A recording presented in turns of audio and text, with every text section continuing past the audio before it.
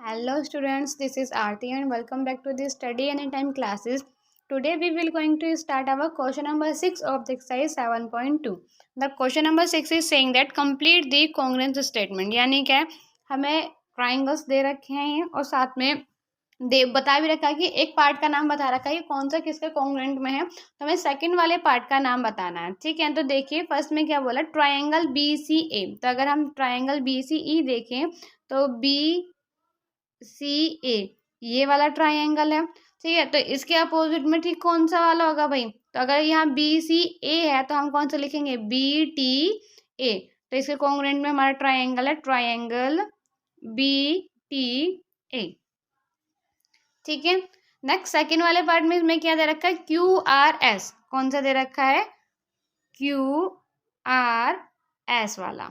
ठीक है, तो इसके ठीक अपोजिट में हमारा क्या जाएगा, क्यू पी टी वाला।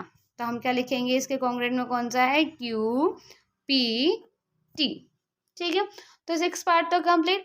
सेकंड पार्ट में क्या बोला, in a square sheet draw 2 triangle of equal area such that. यानी क्या कहा है कि हमें एक स्क्वायर शीट लेनी है। ठीक है, और स्क्वायर शीट पे 2 ट्राइंगल बनाने हैं। ठीक है, और हमें उन क्या करना है, 2 triangles of the equal area such that. हमें इस तरह बनाना है कि उनका एरिया आपस में इक्वल हो। तो क्या है, फर्स्ट कंडीशन है क्या बोला, द ट्राइंगल आर कॉन्ग्रुएंट, कि वो ट्राइंगल कॉन्ग्रुएंट होने चाहिए। तो अगर मान लिया कि हमारे पास ये स्क्वायर शीट है। ठीक है, एक मिनट, हमने मान लिया कि ये स्क्वायर शीट है एक हमारे पास। ठीक है, हमें इसमें 2 ट्राइंगल बनाने हैं कॉन्ग्रुएंट आपस में। ठीक है, तो हम मान लें हमने एक ट्राइंगल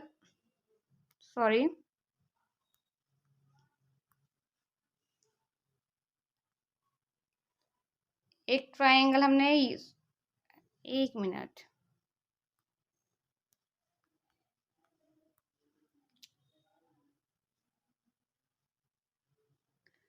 हमने इस तरीके से ये 2 ट्राइंगल ड्रॉ कर लिए और हमने इस तरीके से ड्रॉ कर रहे हैं कि ये दोनों क्या है, आपस में कॉन्ग्रुएंट है। थोड़ा ऊपर नीचे हो रहा है बट आप इक्वल तरीके से हम बना सकते हैं। तो ये दोनों हमने इक्वल को मतलब कॉन्ग्रुएंट बनाए और इन्होंने क्या बोला है कि एरिया आपस में बराबर होगा। तो बच्चे अगर ये दोनों आपस में इक्वल हैं, कॉन्ग्रुएंट हैं, तो जाहिर सी बात है हमारा क्या होगा, इनका एरिया भी आपस में बराबर होगा। ठीक है, सेकंड बोला the triangle are not congruent. ठीक है, इसमें हम लिख देते हैं कि एरिया विल बी इक्वल। ठीक है, मैंने ये खाली इक्वल का सिंबल लगा दिया, आप एरिया विल बी इक्वल लिख सकते हैं। ठीक है, सेकंड में भी क्या बोला है कि ट्राइंगल तो बनाना है बट वो आपस में कॉन्ग्रुएंट नहीं होने चाहिए। तो आपस में कॉन्ग्रुएंट नहीं होना चाहिए मतलब हमने क्या करा, मान लो एक तो बना दिया हमने ऐसा राइट एंगल के उसमें। ठीक है, और एक बना दिया हमने इस तरीके से, बट हमने इस तरीके से लिया है कि इनकी जो हाइट है और बेस है वो आपस में दोनों के बराबर है। ठीक है, यानी इस वाले की हाइट इसकी हाइट के बराबर है और इसका बेस इसके बराबर है। ठीक है, तो अगर हम क्या बोले, तो एरिया तो भाई इसका भी आपस में बराबर रहेगा। ठीक है, area will be equal. Area क्यों इक्वल होगा, बिकॉज क्या है, हमारा हाइट और बेस क्या इक्वल है। बट नेक्स्ट क्या बोले, what can you say about their parameter. लेकिन हम इसके पैरामीटर के बारे में क्या कह सकते हैं, तो देखिए पैरामीटर के बारे में हम क्या कहेंगे, इन दोनों को देखिए कॉन्ग्रुएंट है तो जाहिर सी बात है पैरामीटर भी क्या रहेगा, सेम रहेगा। ठीक है, लेकिन अगर हम इस वाले की बात करें तो भाई इनमें क्या है, हमारा सेकंड वाले में आपस में कॉन्ग्रुएंट नहीं है। ठीक है, तो हम क्या होगा, इनका एरिया तो सेम रहेगा क्योंकि भाई हाइट और बेस हमने सेम ली है। ठीक है, लेकिन क्या रहेगा, पैरामीटर हमारा वो डिफरेंट रहेगा, पैरामीटर विल नॉट इक्वल। ठीक है, पैरामीटर हमारा आपस में बराबर नहीं रहेगा क्योंकि ये ट्राइंगल ही कॉन्ग्रुएंट नहीं है। ठीक है, तो ये हमारा क्वेश्चन नंबर 7 भी कंप्लीट। बात करें हमारे क्वेश्चन नंबर 8 की। क्वेश्चन नंबर 8 में क्या बोला, draw a rough sketch of 2 triangle.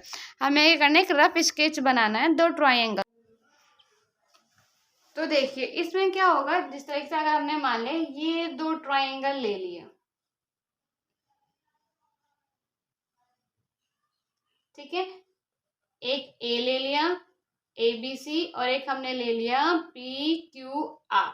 ठीक है, अब ए बी सी और पी क्यू आर में हमें 5 चीजें कॉमन रखनी है। ठीक है, 5 कॉन्ग्रुएंट पार्ट रखने हैं। तो कॉन्ग्रुएंट पार्ट में हमने मान लिया angle A is equal angle P के है, angle B is equal angle Q के है और angle C is equal angle R के है। तीन चीजें ये होंगे।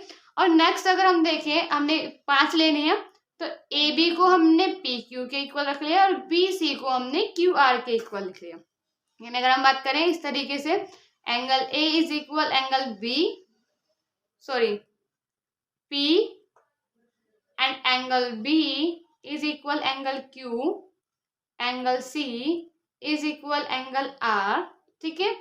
ए B is equal P Q and B C is equal Q are.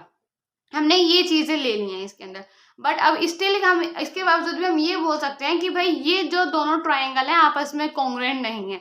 तो किस बेस पे बोल सकते हैं? तो देखिए हमने तीनों एंगल आपस में बराबर ली है। क्या हो जाएगा? Angle angle angle. अगर हम इसे इस बेस पे हम अगर इसे कॉन्ग्रुएंट प्रूफ करने चले तो क्या होगा? खाली एंगल एंगल बेस पे हम क्या बोल सकते हैं कि A B C not congruent, ठीक है, टू पी क्यू आर। ये कॉन्ग्रुएंट नहीं रहेगा। क्यों नहीं रहेगा भाई?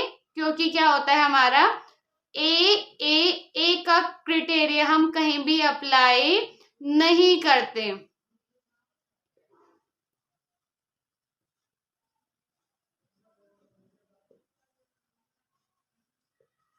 ठीक है, क्योंकि जो ट्रिपल ए का जो हमारा क्राइटेरिया होता है वो हमारा कभी भी एप्लीकेबल नहीं होता। तो ये पार्ट हमारा कंप्लीट।